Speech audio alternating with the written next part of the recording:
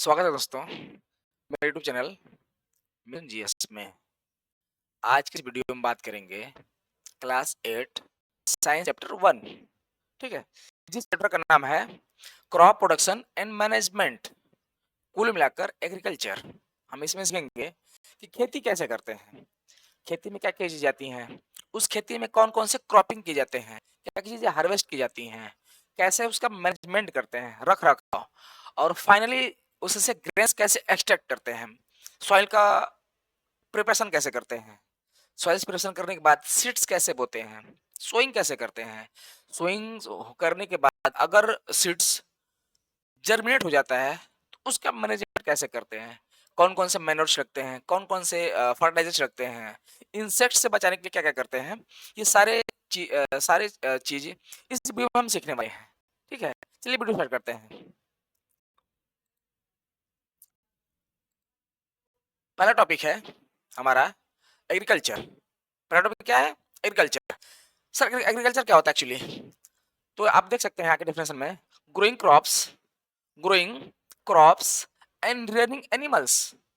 ठीक है, अनाज उगाना और पशुपालन करना एग्रीकल्चर कहलाता है, कृषि कहलाता है। ठीक है, तो क्रॉप्स क्या होते हैं? क्रॉप्स क्या होते हैं? किसी भी टाइप्स के अगर हम प्लांट्स को बोते हैं, सोइंग करते हैं, अगर वो लार्ज स्केल पे हो तो उसको क्या बोलते हैं? क्रॉप्स बोलते हैं। लार्ज स्केल पे अगर हो तो क्या बोलते हैं? क्रॉप्स बोलते हैं। इसका डिफरेंस देख सकते हैं आप, large scale growing of same plants. ठीक है, क्या कहलाता है? क्रॉप्स कहलाता है। ठीक है सर, तो क्रॉप्स के टाइप्स होता है कि नहीं? बिल्कुल टाइप्स होते हैं। क्रॉप्स के 3 टाइप्स होते हैं। There are major 3 types of crops: kharif crops, rabi crops and cash crops. Kharif crops को हिंदी में बोलते हैं खरीफ क्रॉप्स, खरीफ खरीफ की फसलें। रबी क्रॉप्स का मतलब होता है रबी की फसलें। एक और आता है जिसको बोलते हैं कैश क्रॉप्स, नकदी फसलें। हम इसमें देखेंगे कैश क्रॉप्स क्या होते हैं। सर कैश क्रॉप्स का खरीफ क्रॉप्स का मतलब होता है जिसको हम बोते हैं किसमें? रेनी सीजन में। खरीफ का मतलब होता है खराब मौसम। खरीफ का मतलब खराब मौसम। खरीफ का मतलब खराब मौसम, जिसको खराब मौसम होता है। खराब मौसम क्या होता है सर? जिसमें रेन नहीं होती, बारिश होता है। इसमें क्या होते हैं? बारिश होते हैं। ऐसा मौसम क्या बोलते हैं? खराब मौसम। और इस खराब मौसम को अगर हम हिंट से समझना चाहें तो हम बोल सकते हैं खरीफ क्रॉप्स। ऐसे मौसम में हम खरीफ की फसलें बोते हैं। सर ये कब कब बो सकते हैं? जिसका समय रहता है, जिसका सीजन रहता है जून। जून में हम इसका इसका क्रॉपिंग करना शुरू कर देते हैं। ठीक है, सीड्स बोना, सॉइल प्रिपरेशन करना, ये सारी चीजें। अक्टूबर में हम इसको क्या करते हैं? हार्वेस्ट करते हैं, मतलब वहां से ग्रेन्स को एक्सट्रैक्ट कर लेते हैं। सर इसमें क्या कह सकते हैं? हम किस किस चीज की हम खेती करते हैं खरीफ क्रॉप्स में? मेनली राइस, मेज। बहुत सही, ये 2 एग्जांपल हम लिए हुए हैं आपको समझाने के लिए। ठीक है सर, रबी क्रॉप्स क्या होते हैं? रबी क्रॉप्स समझा दिए आप। तो रबी क्रॉप्स वो सारे क्रॉप्स जिसको हम विंटर सीजन में क्या करते हैं? क्रॉपिंग करते हैं। अक्टूबर में स्टार्ट करते हैं और मार्च में इसका कर लेते हैं, हार्वेस्टिंग कर लेते हैं। इसमें मेजर आते हैं, मेनली आते हैं ग्राम, चना, मस्टर्ड मतलब सरसों। तो ग्रेम्स मतलब चना, चना मतलब ये सब किस में आते हैं? दाल में आते हैं। किस में आते हैं? दाल में आते हैं। ठीक है, किस में आते हैं? ये सब दाल में आती हैं, पल्सेस में आती हैं। तो जो ग्रेम्स है ना, ये क्या है? एक तरह का पल्स है। तो जितने पल्स होंगे वो सारे किस में बो जाएंगे? रबी क्रॉप्स में बो जाएंगे। ठीक है, और ये सारे किस में उगाए जाते हैं? विंटर सीजन में। तो ये ग्रेम है, ग्रेम मतलब चना, चना। ठीक है, एक्चुअली ये सारे दाल वाले सारे इसमें किए जाते हैं। मस्टर्ड, मस्टर्ड मतलब सरसों। सरसों से हम क्या निकालते हैं? सरसों का तेल। तो जितने तेल से, ऑयल से रिलेटेड सारी चीजें क्रॉपिंग की जाती हैं वो सब इसी सीजन में क्रॉपिंग की जाती हैं। सर तो कैश क्रॉप्स किसमें कहते हैं? इन 2 सीजनों के बीच में जो बचा हुआ टाइम रहता है उसमें कैश क्रॉप्स होता है, जैसे खरबूजा, तरबूजा, नाशपाती, ककड़ी, खीरा। ठीक है, ये सब किसमें आते हैं? कैश क्रॉप्स में आते हैं, जिसको हम टन से बोके टन से पैसा ले लेते हैं। समझ गए? तो सर अगर हमें एग्रीकल्चर करना है तो एग्रीकल्चर में क्या-क्या चीज़ कर सकते हैं? तो एग्रीकल्चर में जो भी चीज़ हम करते हैं उसको बोलते हैं एग्रीकल्चरल प्रैक्टिसेस। क्या बोलते हैं? Agricultural practices. सबसे पहले करते हैं हम सॉइल का प्रिपरेशन, प्रिपरेशन ऑफ सॉइल। कुछ स्टेप्स हैं जिसको क्या करते हैं, क्रॉप्स में प्रोडक्शन करने के लिए करते हैं, स्टेप्स को लेते हैं। पहला क्या होता है sir? Preparation of soil, soil का प्रिपरेशन करना है, मिट्टी तैयार करना है। सर मिट्टी कैसे तैयार करते हैं? मिट्टी ऐसे तैयार करते हैं? अरे नहीं सर, मिट्टी को हम जोतते हैं, ठीक है, मिट्टी को क्या करते हैं? जोतते हैं, प्लॉगिंग करते हैं, फावड़ा चलाते हैं, या उसमें कुछ हार्वेस्टर होते हैं, जैसे रोटावेटर होता है, ट्रैक्टर होते हैं। इसकी हेल्प से हम मिट्टी को क्या कर सकते हैं? प्रिपेयर करते हैं, तैयार करते हैं, ठीक है।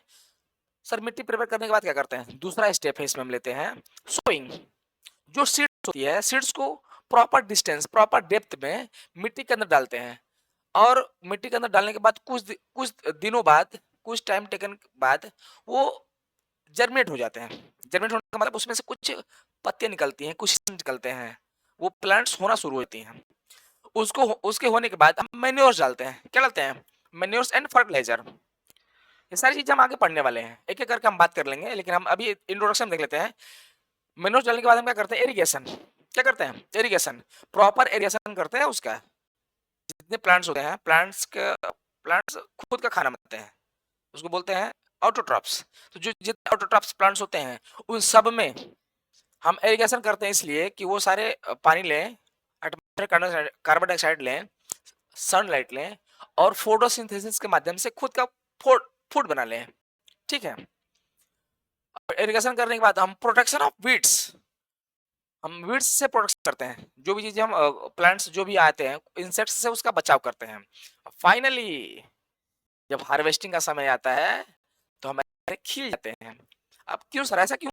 क्योंकि ऐसा होने के बाद हम हार्वेस्ट करने के बाद, ग्रेन्स को एक्सट्रैक्ट करने के बाद मार्केट में बेचते हैं, खुद के लिए रखते हैं, जिसको हम खाते हैं, ठीक है। हार्वेस्ट करने के बाद सबसे इंपॉर्टेंट काम होता है उसका स्टोरेज करना है। क्या करना है? उसका स्टोरेज करना है। ये सारे पॉइंट्स हम एक एक करके डिस्कस करते हैं अभी थोड़ी देर में, ठीक है। सर हम आ गए कहाँ पे? प्रिपरेशन ऑफ सॉइल्स, मिट्टी को तैयार करना है। मिट्टी को तैयार कैसे कर सकते हैं? मिट्टी आप देख सकते हैं पीपीटी में कि मिट्टी यहाँ पे एक किसान है और अपने 2 बैलों के साथ, और एक इस पे लगाया हुआ है हल। क्या लगा हुआ है? ये आप देख सकते हैं, हल आप देखे होंगे। ये हल लगाकर मिट्टी को क्या कर रहा है? प्रिपेयर कर रहा है, ठीक है। इसी को बोलते हैं प्लॉ करना है। एक्चुअली ये प्रिमिटिव मेथड्स हैं। बैल से जुताई करना, फावड़े से जुताई करना, ये सब क्या है? प्रिमिटिव मेथड्स हैं। हम कुछ नए मेथड देखेंगे, जैसे ट्रैक्टर्स, कल्टीवेटर्स, ठीक है, ये रोटावेटर्स, ये सब क्या, कौन से मेथड्स हैं? मॉडर्न मॉडर्न मेथड्स हैं सॉइल का प्रिपरेशन करने के लिए, ठीक है। तो इससे क्या होता है? Soil is loosened and turn, soil टूट टूट के कमजोर हो जाती हैं, छोटे छोटे पार्टिकल्स में डिवाइड हो जाती हैं, ठीक है, और ये टर्न हो जाते हैं, ऊपर से नीचे, ऊपर से नीचे हो जाते हैं। ये प्रोसेस इज कॉल्ड प्लॉगिंग और टिलिंग। इस प्रोसेस क्या बोलते हैं? जुताई करना है या टिलिंग करना।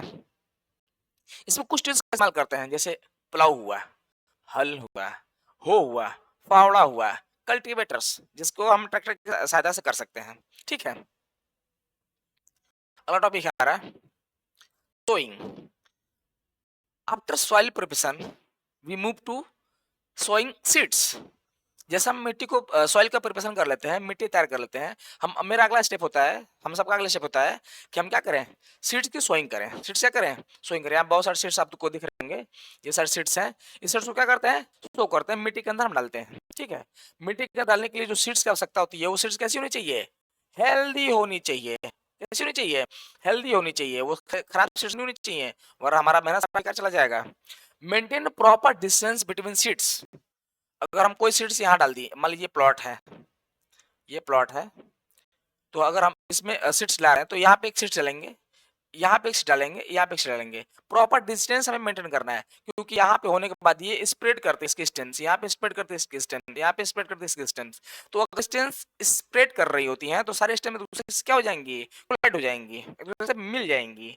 तो हमें जो भी उसमें हो रहा है, जो भी फ्रूट्स वगैरह, हमें फ्रूट्स को एक्सट्रैक्ट करने में पूरी प्रॉब्लम होती है। इसलिए हमें जो भी सीड्स होती हैं, वो प्रॉपर डिस्टेंस में हमें क्या करना होता है? क्या किया जाता है? बोया जाता है, सॉ किया जाता है। Use seed drills. सर ऐसा करने के लिए हम किसका इस्तेमाल करना है? एक टूल्स आती है जिसको बोलते हैं सीड ड्रिल्स। किसका क्या बोलते हैं? सीड ड्रिल्स, ठीक है। अगला टॉपिक है production from weeds. Production from weeds. Sir ये क्या होता है? अरे भाई जो हम अभी हम सीड्स क्या कर लिए हैं, शो कर लिए हैं। अब उसमें से नए-नए प्लांट्स निकलेंगे, खूबसूरत प्लांट्स निकलेंगे। अब खूबसूरत प्लांट्स हैं, तो अगर वो खूबसूरत प्लांट्स तो बहुत सारी चीज़ों को अट्रैक्ट करती हैं, ठीक है?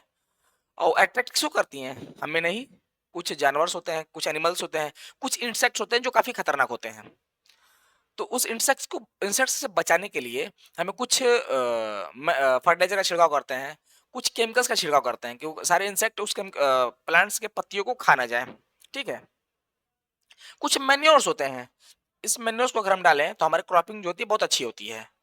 कुछ होते हैं नेचुरल फर्टिलाइज़र जो नेचुरल फर्टिलाइज़र होती है सब वो बनाए जाते हैं किससे? Made from plants, made from plants. Sir plant से कैसे बन जाते हैं ये? आप बोले केमिकल्स हैं। कुछ मैन्योर्स होते हैं ये प्लांट्स के जो वेस्ट मटेरियल होते हैं उसकी डिकम्पोजिशन के द्वारा मैन्योर्स बनते हैं, जो ह्यूमस बनते हैं, उसी ह्यूमस को क्या बोलते हैं? मैन्योर्स। ठीक है, आप इस मिट्टी के ऊपर एक पतली सी लेयर देख देख पाओगे ब्लैक ब्लैक, ये सब क्या है? ह्यूमस है। इसकी इसकी जो पत्तियां हैं वो पत्तियां टूट के इसमें गिरेंगी और एटमॉस्फेयर के कांटेक्ट में आने के बाद, मॉइस्चर के कांटेक्ट में आने के बाद कुछ बैक्टीरिया को खाती हैं। खाने के बाद उसको ह्यूमस में कन्वर्ट कर देती हैं, जो बहुत ही अच्छा मैन्योर होता है। ठीक है, कुछ फर्टिलाइजर होते हैं, जो फर्टिलाइजर आप देख रहे हैं ये सारे केमिकल फर्टिलाइजर हैं, सारे बनाए गए केमिकल के द्वारा सारे बनाए जाते हैं। अब फाइनली हम क्या करेंगे सर? इसका फाइनली हम क्या करेंगे? एक्सट्रैक्शन करेंगे, हार्वेस्ट करेंगे। सबसे अच्छा किसानों के लिए ये दिन रहता है जब सारे प्लांट्स का या सारे क्रॉप्स का हार्वेस्टिंग करते हैं। तो हार्वेस्टिंग करने के लिए बहुत सारे मेथड्स होते हैं, थ्रेशर होते हैं, बाई हैंड, मैनुअली। थ्रेशर के द्वारा हम इसको क्या करते हैं? एक्सट्रैक्ट करते हैं, ठीक है? और एक्सट्रैक्ट करने के बाद सारे ग्रेन्स को क्या करते हैं? स्टोर करते हैं। सारे ग्रेन्स को क्या करते हैं? स्टोर। और जिसमें स्टोर करते हैं ग्रेन्स को उसको बोलते हैं ग्रेनरीज। क्या बोलते हैं? ग्रेनरीज। कभी-कभी इसको हम सिलॉज भी बोलते हैं। क्या है? सिलॉज। आप यहाँ देख रहे होंगे कुछ कंटेनर्स दिख होंगे आपको। ये ग्रेनरीज भी इसको बोलते हैं, सिलॉज बोलते हैं। ये छोटा देख रहे होंगे, ये बहुत पुराने ज़माने का है ये। इसको ग्रेनरीज बोलते हैं। अब बहुत बड़े कंटेनर्स आते हैं, इसको क्या बोलते हैं? सिलॉज बोलते हैं। सर अगर हम ग्रेन्स को ग्रेनरीज में स्टोर कर रहे हैं या सिलॉज में स्टोर कर रहे हैं तो इसके प्रिकॉशंस क्या हो सकते हैं? तो पहले प्रिकॉशंस हो सकते हैं कि ये ड्राई होनी चाहिए। ग्रेन्स क्या होने चाहिए? ड्राई होनी चाहिए, प्रॉपर्ली ड्राई होनी चाहिए, वरना उसमें मॉइस्चर पाया जाए तो फिर जर्मिनेट हो सकता है, कुछ बैक्टीरिया उसको खा सकती हैं, डीके हो सकता है। तो क्या होनी चाहिए? प्रॉपर ड्राई होनी चाहिए। Protect from insects. हम अनाज रख दें तो सारे इसकी तरह बहुत सारे इंसेक्ट आकर उसको खा जाते हैं। तो हमें इंसेक्ट से क्या करना चाहिए? बचाना चाहिए, और मॉइस्चर, नमी से बचाना चाहिए हमें। ठीक है, तो ये हमारे चैप्टर कंप्लीट होते हैं यहाँ पे। कैसा लगा मेरी वीडियो? आप कमेंट करके बताइएगा। अब मेरे अगर वीडियो अच्छा लगा तो मेरे चैनल को लाइक करिएगा, सब्सक्राइब करिएगा और अपने दोस्तों के बीच शेयर करिएगा। ठीक है, धन्यवाद।